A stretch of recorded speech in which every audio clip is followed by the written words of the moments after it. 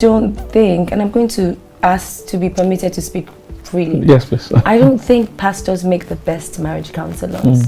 I personally don't think pastors, this is not every pastor, but I feel like over the years and from time immemorial, people see pastors as celestial beings, almost gods, Jesus' assistants. Yes. You know, the man who's walking this earth and you know, some pastors also attribute to people feeling that way because of how they are unrelatable. For instance, if I'm sat in front of a pastor and I'm telling a pastor that my marriage is not working, my husband is not having sex with me, how am I sure that the man that is talking to me has a perfect marriage? Many of them come out on the stage, the wife introduces the pastor before he comes, but some of them didn't even talk to themselves on their way to church, you know, and they don't let us see. Maybe if we had more pastors, which is why, you know, I said to you from the beginning that I don't speak Christianese, and I'm not for religion, I'm more for spirituality. I think there's a huge difference, and it took me trying to find God on my own,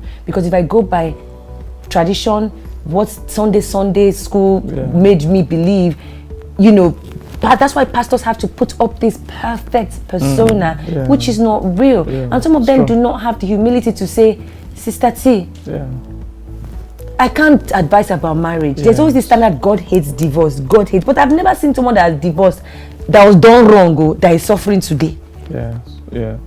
It's you're right on a lot of fronts. I also have a lot of grouse with pastors giving advice, you know, in marriage counseling when they are not knowledgeable about it. Some of the worst advice I've seen were given by pastors, and it's because they're not knowledgeable about it. So the problem is not pastors; it's any untrained person giving advice is dangerous. It's the same way you self-medicate, or somebody, your friend, just tells you what to take in terms of drugs. It's a dangerous thing. That's why there are doctors, there are people specialized.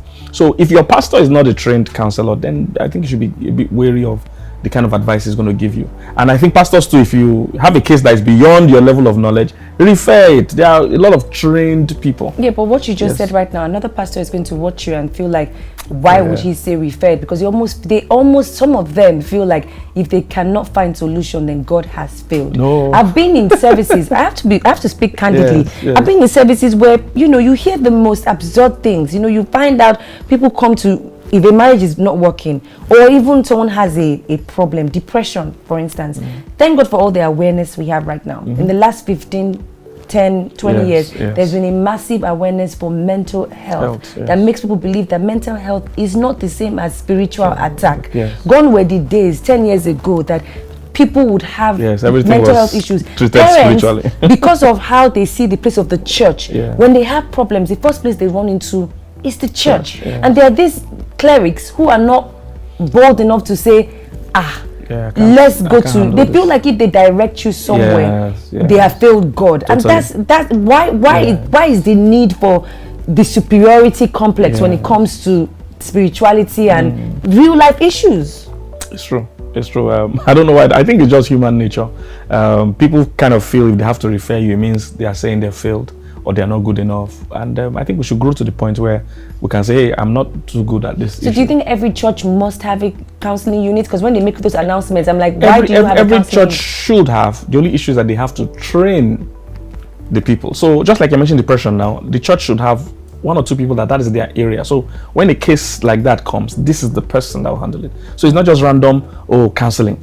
You know, once it gets to things like mental health, serious marriage issues, whatever, then that's just normal counseling. There's career counseling, there's marriage counseling, they're not the same.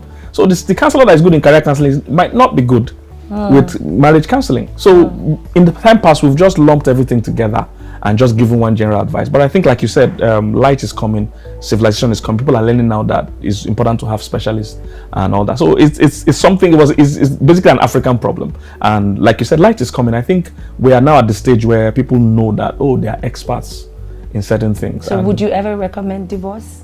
Oh, definitely. There are times that I've done that a few times. There are times I've even officiated the ending of some marriages myself. Wow. Oh yeah.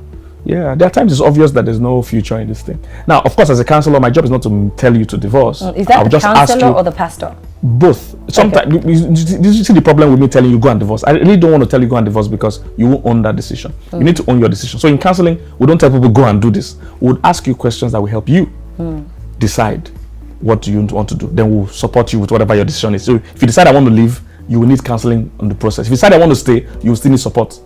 But we're not going to decide for you, because the reason is that if we decide for you and it backfires, you will say, well, they told me to do this. You won't own that decision.